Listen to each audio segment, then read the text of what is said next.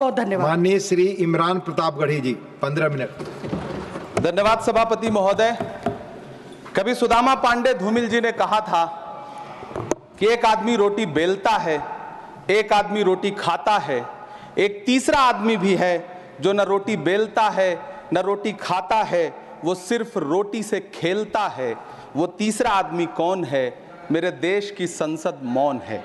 सभापति महोदय, वो भी क्या दिन थे जब संसद में देश का बजट पेश होता था तो देश की सड़कें ठहर जाया करती थीं। रेल बजट पेश होता था तो लोगों की उम्मीदें रेल के डिब्बों की तरह पटरियों पर दौड़ने लगती थीं। पूरा देश धड़कने रोक करके वित्त मंत्री और रेल मंत्री को सुना करता था। अफसोस, अब बजट पेश हो जाता है, मीडिया चैनल सरकार का महिमा मंडन करते हैं और बेचारी जनता बजट के आंकड़ों के शब्द जाल में उलझी हुई महीनों बाद समझ पाती है कि उसका तो फिर से कट गया। सभापति महोदय, पिछले 2 साल अमृतकालीन बजट पेश किए गए और इस बार एक नई शब्दावली गढ़ी गई है, तुष्टीकरण बनाम संतुष्टीकरण का बजट। सभापति महोदय, सुनने में कितना अलंकारिक लगता है ये शब्द। सोच रहा हूं देश की वित्त मंत्री और प्रधानमंत्री जी से पूछूं कि आखिर किसकी संतुष्टि? जिस बजट में मनरेगा के लिए 1 रुपए की बढ़ोतरी ना हो, वही पुराना 86,000 करोड़, जबकि पहले ही 9,754 करोड़ का घाटा हो, जिस मनरेगा से करोड़ों मजदूरों के घर में चूल्हा जलता हो, उस मनरेगा में काम करने वाले गरीब मजदूरों के लिए अगर आपके खजाने से 1 रुपया भी इजाफी नहीं निकल सका तो भला कौन संतुष्ट हुआ साहब? इस देश का गरीब मजदूर या आपके उद्योगपति दोस्त? वो जो महाराष्ट्र में लोकसभा और विधानसभा के बीच में 40 लाख मतदाता बढ़ाए गए थे, अरे उन्हीं के लिए मनरेगा का थोड़ा सा बजट बढ़ा देते। क्या उसमें मनरेगा का एक भी मजदूर नहीं था 40 लाख लोगों में? सारे के सारे 12 लाख की छूट वाले से आगे के लोग थे। सभापति महोदय, कल जब वित्त मंत्री जी देश की संसद में भाषण दे रही थी तो वहां मुंबई में कोई गरीब इंसान जब अपनी जेब टटोल करके अपनी मोटरसाइकिल में 1 लीटर पेट्रोल भरवा रहा था तो उस पेट्रोल की कीमत थी 103 रुपया प्रति लीटर। आखिर इतना महंगा पेट्रोल डीजल खरीद के कौन संतुष्ट हो रहा है? इस देश के गरीब लोग या फिर सरकार के चहेते धन्ना सेठ? सभापति महोदय, वित्त मंत्री जी इस बजट को मध्यम वर्ग को संतुष्ट करने वाला बजट बता रही हैं। अरे मैडम, हम आप यहां पर बैठे रहते हैं और वहां बाहर इसी दिल्ली में 1 लीटर दूध, चाहे वो अमूल का हो या फिर मदर डेयरी का हो, उसकी कीमत 73 रुपए लीटर है। इतना महंगा बेच करके कौन संतुष्ट हो रहा है? गरीब जनता या आपके धन्ना सेठ दोस्त? सभापति महोदय, इस सरकार का बाजार और महंगाई पर कोई नियंत्रण नहीं रह गया है। चाहे देश में लहसुन 400 रुपए किलो बिक जाए, टमाटर 100 रुपए किलो बिक जाए, प्याज का दाम सुनकर आंखों में आंसू आ जाए, लेकिन वित्त मंत्री महोदया बजट में महंगाई का मां भी नहीं बोलती हैं। बच्चों की किताब और पेंसिल तक पर टैक्स लगाने वाले सरकार से मैं पूछना चाहता हूं कि आप मध्यम वर्ग का हितैषी बताते हैं खुद को, तो शर्म नहीं आती है? खुद को धार्मिक कहने वाली सरकार भगवान श्री कृष्ण के प्रिय खाद्य पदार्थों दही और मक्खन तक पर जीएसटी लगाती है और बात करती है मध्यम वर्ग की हिमायती होने की। जिंदा रहते हुए जनता से हर चीज पर टैक्स वसूलने वाली यह सरकार कम से कम मरने पर तो लोगों को बख्श देती, लेकिन नहीं, वहां भी लूटना है। अंतिम संस्कार के सामान, अगरबत्ती, धूप बत्ती, केवड़ा जल, चंदन पाउडर, जौ, बताशा, काला तिल, पंचरत्न, कपूर और कफन तक पर टैक्स लेने वाली यह सरकार किस मुंह से खुद को मध्यम वर्ग का हितैषी बताती है? कौन सी संतुष्टि? किसकी संतुष्टि? कदम कदम पर टैक्स देकर लूटने वाली जनता की या फिर जनता से टैक्स वसूल करके धन्ना सेठों का खजाना भरने वाली सरकार की?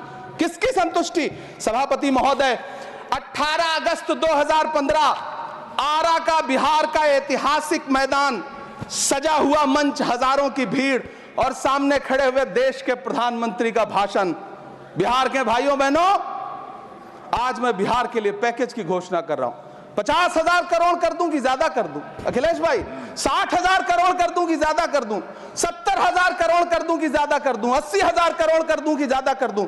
चलो, मैं बिहार को 1.25 लाख करोड़ का पैकेज दे रहा हूं। 10 साल हो गए सभापति महोदय, वही ढाक के 3 पात, बिहार आज भी विकास की बाट जो रहा है। भाषण आज भी प्रधानमंत्री जी के यूट्यूब चैनल पर सुना जा सकता है। जो झूठ बोल के करता है मुतमईन सबको, वो झूठ बोल के खुद मुतमईन नहीं होता। सभापति महोदय, ये तो राहुल जी का असर है। कौन सा शब्द सर, कौन सा शब्द? झूठ। ठीक है सर, मिथ्या बोल करके, जो मिथ्या बोल के करता है मुतमईन सबको, वो मिथ्या बोल के खुद मुतमईन नहीं होता। ये राहुल जी का असर है। जो मखाना बोर्ड की घोषणा हुई, अखिलेश जी आपको याद होगा, भारत जोड़ो न्याय यात्रा में 30 जनवरी 2024 को बिहार के रंगभूमि मैदान में राहुल गांधी जी का पूर्णिया में भाषण था और उसमें मखाना को लेकर उन्होंने आवाज उठाई थी। यह उनका असर है कि आपको मखाना बोर्ड बनाना पड़ा, वरना तो आप मैखाना बोर्ड बनाने वाले लोग हैं। सभापति महोदय, बिहार को झूठे पैकेज और चुनावी दिलासे देना बंद करिए। आज भी जब कोसी में बाढ़ आती है तो पूरा सीमांचल बर्बाद हो जाता है। मैंने उस तबाही को अपनी आंखों से देखा है। 2016-17 की बाढ़ में अपने इन्हीं हाथों से राहत सामग्री बांटी है मैंने। अगर सच में बिहार के लिए कुछ करना चाहते हैं तो बिहार को बाढ़ से बचाने का प्रबंध करिए। पूर्णिया एयरपोर्ट 10 साल से बाट जो रहा है, घोषणा 2014 में हुई, बन के आज तक तैयार नहीं हुआ। अलीगढ़ मुस्लिम विश्वविद्यालय का किशनगंज सेंटर बजट के अभाव में दम तोड़ता जा रहा है। मैंने पिछले बजट सत्र में भी आवाज उठाई थी। आज फिर वित्त मंत्री जी से अनुरोध करना चाहता हूं, दामन फैला करके, कि अलीगढ़ मुस्लिम विश्वविद्यालय का किशनगंज सेंटर बन जाने दीजिए। आखिर कौन सी नफरत है? यह मुल्क हमारा भी है। इस मुल्क की मिट्टी में हमारा भी खून पसीना शामिल है। हमसे इतनी भी क्या नफरत? रिश्तों की ये नाजुक डोरें तोड़ी थोड़ी जाती हैं। अपनी आंखें दुखती हो तो फोड़ी थोड़ी जाती हैं। सभापति महोदय, अल्पसंख्यक मंत्रालय का बजट काटकर मौलाना आजाद नेशनल फेलोशिप बंद कर देना, प्री मैट्रिक स्कॉलरशिप बंद कर देना, नई मंजिल योजना बंद करना, धरोहर योजना बंद करना।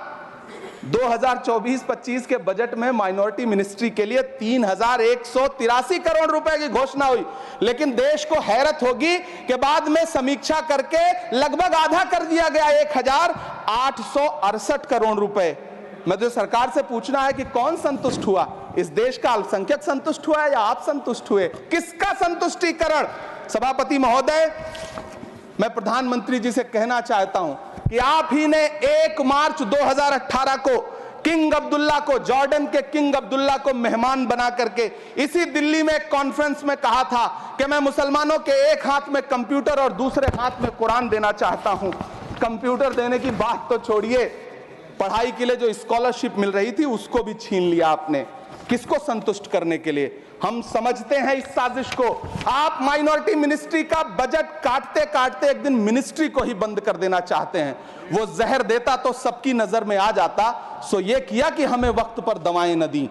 सभापति महोदय, मैं तो वित्त मंत्री जी से पूछना चाहता हूं आपके माध्यम से कि शायद आपको पता ही नहीं है कि गृहस्थी चलाने वाली एक गृहिणी की मुश्किलें क्या क्या होती हैं। आपने कभी सोचा भी नहीं होगा कि जब वो किचन में सब्जी बनाने के लिए कढ़ाई में तेल डालती है तो उसके साथ उसके आंसू भी गिरते हैं। सभापति महोदय, शायद उन्हें पता भी ना हो कि एक छोटी सी गाड़ी और एक छोटे से फ्लैट का EMI भरने के बाद इस देश का एक गरीब इंसान जब अपने बच्चों की फीस भरने के बारे में सोचता है तो उसे कितनी खुशियों का गला घोंटना पड़ता है। शायद उनको पता भी नहीं है कि फसल बेच करके बिटिया की शादी का सपना सजाने वाला किसान जब अपनी फसल बर्बाद देखता है तो कितनी रातें सो भी नहीं पाता है। सभापति महोदय, शायद वो कभी इस पीड़ा को समझ ही नहीं पाएंगी कि परिवार के किसी एक सदस्य को कैंसर जैसी बीमारी हो जाए तो घर और जमीनें गिरवी रख उठती हैं लेकिन इलाज नहीं हो पाता। सभापति महोदय, इसी देश की संसद में कभी स्वर्गीय सुषमा स्वराज जी ने कहा था कि जब देश की करेंसी गिरती है तब देश की प्रतिष्ठा गिरती है। एक तरफ कोलंबिया जैसा छोटा सा देश और उसके प्रधानमंत्री गुस्तावो पेत्रो खड़े हैं जो कोलंबिया के नागरिकों को हथकड़ी लगाकर लाने वाले जहाज को अमेरिका बैरंग वापस लौटा दे रहे हैं, और दूसरी तरफ हमारे प्रधानमंत्री जी खड़े हैं जो बेड़ी और हथकड़ी लगा करके लाए गए बेटों के अपमान पर एक शब्द नहीं बोल रहे। सभापति महोदय, मैं इतिहास के पन्ने पलट रहा हूं, मुझे 2 किरदार याद आ रहे हैं। एक तरफ निक्सन के 7वें बेड़े की धमकियों के सामने लोहे की तरह अडिग इंदिरा गांधी खड़ी हैं, तो दूसरी तरफ खुद ही नमस्ते ट्रंप का नारा लगाते हुए प्रधानमंत्री जी खड़े हैं। मेरे कानों में सुषमा स्वराज जी की आवाज गूंज रही है। बहुत कम बोलने वाले डॉक्टर मनमोहन सिंह ने बहुत ज्यादा बोलने वाले प्रधानमंत्री जी को जब देश की बागडोर सौंपी थी तो $1.58 का था, आज 85 से 87 के बीच में झूल रहा है। इन दिनों रुपए की अहमियत गिरती है तो न तो देश की प्रतिष्ठा गिरती है, ना प्रधानमंत्री की गरिमा। जिस देश में 80 करोड़ लोगों को 5 किलो राशन के लिए कतारों में लगना पड़ता हो, उस देश में यह सरकार 12 लाख तक के टैक्स न लेने के लिए अपनी पीठ थपथपा रही है। हुकूमत इस कदर आवाम पर एहसान करती है, ये आंखें छीनती है और चश्मे दान करती है। सभापति महोदय, महाराष्ट्र का भिवंडी हो, मालेगांव हो, इचल करंजी हो, यूपी का बनारस हो, मुआयमा हो, मुबारकपुर हो, रांची का छोटा नागपुर हो, बिहार का भागलपुर हो, हर जगह बुनकरों की उम्मीदें तोड़ रही हैं, लेकिन इस सरकार के पास उनके लिए कुछ भी नहीं है। मुरादाबाद का पीतल उद्योग, कानपुर का चमड़ा उद्योग, सहारनपुर का लकड़ी उद्योग, फिरोजाबाद का चूड़ी उद्योग, अलीगढ़ का ताला उद्योग, सब सरकारी प्लानिंग से तबाह हो रहे हैं।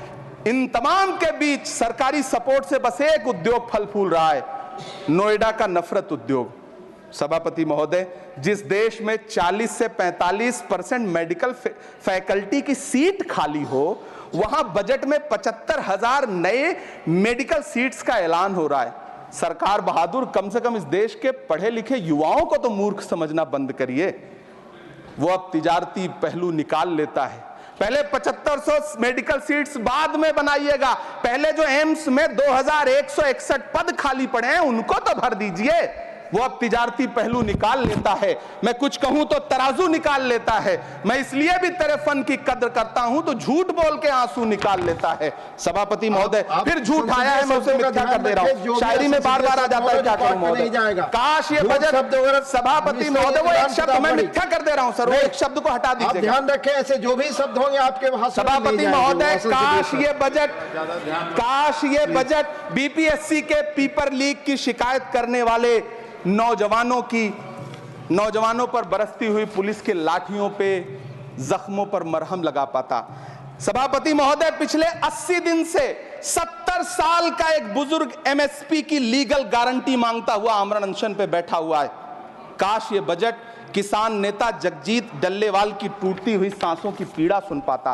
काश ये बजट प्रतियोगी परीक्षाओं की तैयारी के लिए दिल्ली, कोटा, पटना, अहमदाबाद जैसे शहरों में, इलाहाबाद जैसे शहरों में किताबों के साथ गल रहे युवाओं के सपनों को जिंदगी दे पाता। काश ये बजट वंदे भारत के सुनहरे विजुअल के बजाय देश की गरीब जनता को कुछ और पैसेंजर ट्रेनें दे पाता। काश ये बजट सीनियर सिटीजन को ट्रेन टिकटों में मिलने वाली रियायतें वापस लौटा पाता, जिनको सरकार ने कोविड के नाम पे छीन लिया था।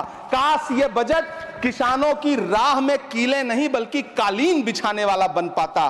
काश ये बजट सरकारी मालिकों को यह समझा पाता कि नेहरू को कोसने से अर्थव्यवस्था नहीं सुधरेगी, उसके लिए डॉक्टर मनमोहन सिंह साहब की अर्थ नीति अपनानी पड़ेगी। पिछले 11 साल से नेहरू जी को कोस रहे हैं, आखिर कब तक कोसिएगा? थोड़ा पंडित नेहरू जी के बारे में पढ़िए, तब पता चले कि पंडित नेहरू की शख्सियत का नाम है।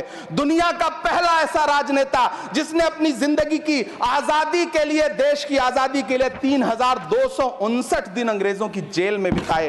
पंडित नेहरू एक ऐसे महान शख्स जिनके पिता पंडित मोतीलाल नेहरू, जिनकी बहन विजय लक्ष्मी पंडित, जिनके बहनोई पंडित रंजीत सीताराम, जिनकी बेटी इंदिरा गांधी, जिनके दामाद फिरोज गांधी, सब ने अंग्रेजों से लड़ते हुए स्वतंत्रता आंदोलन में जेल काटी।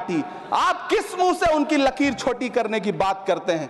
नहीं कर पाइएगा, 7 जन्मों में नहीं कर पाइएगा, क्योंकि जिस्म की मौत कोई मौत नहीं होती है। जिस्म मिट जाने से इंसान नहीं मर जाते, धड़कने रुकने से अरमान नहीं मर जाते, सांसें थम जाने से ऐलान नहीं मर जाते।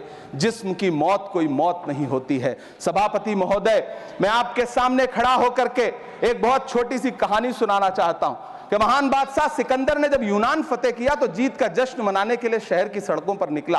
तो उसने देखा कि पूरा शहर तो जश्न मना रहा है, एक फकीर सड़क के किनारे चादर तान के सो रहा है। सिकंदर को गुस्सा आया, घोड़े से उतरा, उस फकीर के पास गया और उसे सोता देख करके उसे जोर की एक लात मारी और लात मार के कहा कि क्यों रे फकीर, मैंने यूनान फतेह कर लिया, लोग जश्न मना रहे हैं और तू सो रहा है। उस फकीर ने उन्नीदी आंखों से सिकंदर को देखा और देख करके कहा कि शहर जीतना बादशाहों का काम है, लेकिन लात मारना तो गधे का काम है। सभापति महोदय, गरीब जनता को लात मारना बंद करिए। ये अमीरों के लिए बनाया गया बजट है, ये निराशाजनक बजट है। हम अमृतकाल सुनते आ रहे थे, ये अमृतकाल इतनी जल्दी समाप्त हो गया कि अब अमृतकाल का कोई नाम तक नहीं लेना चाहता है। इसलिए मैं इस सदन में खड़ा होकर के देश की वित्त मंत्री महोदया से कहना चाहता हूं कि आपने अल्पसंख्यकों के बजट में जो कटौती की है उसको बहाल करिए। आपने मनरेगा को जो स्थिर रखा है उसका घाटा 9,754 करोड़ है, कम से कम उतना बढ़ा करके फिर से उसे बहाल करिए। नौजवानों के लिए रोजगार दीजिए, किसानों को एमएसपी की लीगल गारंटी दीजिए। यही मैं आपसे अपील कर रहा हूं। धन्यवाद सर, आपने इतना जो समय दिया उसके लिए शुक्रिया। माननीय श्री बाल योगी